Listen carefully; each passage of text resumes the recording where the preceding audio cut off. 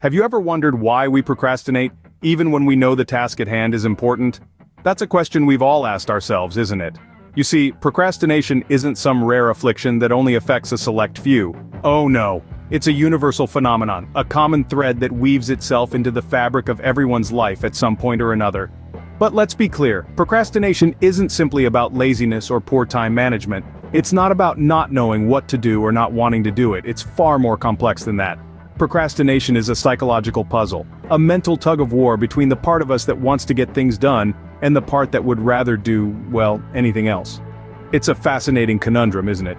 This paradox of knowing what's important, yet choosing to delay it. So, it's not just you. Everyone, at some point, succumbs to the allure of procrastination, but why is that? Many psychologists believe that fear plays a significant role in procrastination. Let's delve into this concept a bit further, shall we? The fears that contribute to procrastination are diverse, but some of the most common ones include the fear of failure, the fear of success, the fear of losing autonomy, and the fear of being judged. The fear of failure, for instance, can make us hesitate to begin a task because we're afraid we might not do it well. On the other hand, the fear of success can be just as paralyzing. We might worry that success will lead to increased expectations and responsibilities we're not ready for. Then there's the fear of losing autonomy. We don't want to feel controlled or pressured into doing something, so we put it off. And of course, the fear of being judged can be overpowering. We don't want to face criticism or negative feedback, so we avoid the task altogether. When we're scared, our default response is to avoid. But there's more to procrastination than just fear. Another key player in the procrastination game is the pleasure principle. This is a psychological concept that suggests our brains are hardwired to seek instant gratification, often at the expense of long-term rewards. It's like choosing to eat a slice of cake now, instead of waiting for a healthier, but less immediately satisfying meal later. This principle is a fundamental part of our survival instincts. It's what encourages us to eat when we're hungry, sleep when we're tired, and laugh when something is funny. However, it can also lead us down the path of procrastination. Why? Because our brains are more inclined to choose tasks that bring immediate pleasure or satisfaction over those that don't.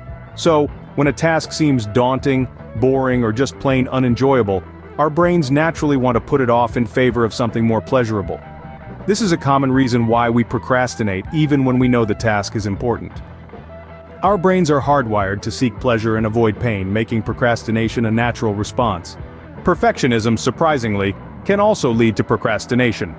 It's a peculiar paradox, isn't it? This high standard we set for ourselves, aiming for flawless work, can often push us into a corner.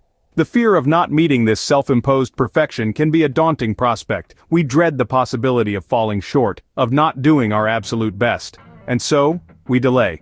We put off the task at hand, telling ourselves we'll do it when we can do it perfectly.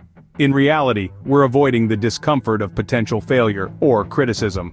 The irony here is that by avoiding the task, we're far from achieving perfection. We're simply creating a cycle of stress and disappointment. Moreover, we're robbing ourselves of valuable learning opportunities that come from making mistakes and refining our work. You see, perfectionism isn't a motivator, it's a deterrent. It creates a mental block that hinders progress. Perfectionism, instead of driving us forward, can actually hold us back. Understanding why we procrastinate is the first step to overcoming it. So, how do we take this leap? The key lies in strategizing and altering our perspective. Start by breaking down your tasks.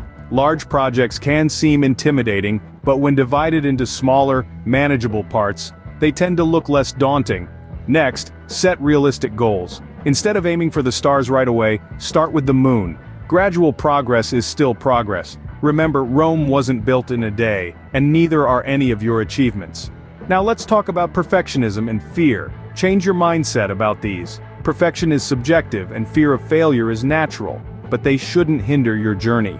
Embrace imperfection as a part of the process and view fear as a motivator, not a deterrent. By understanding the psychological reasons behind procrastination, you can start to take control and become more productive. It's time to turn the tide and conquer procrastination. Let's get started, shall we?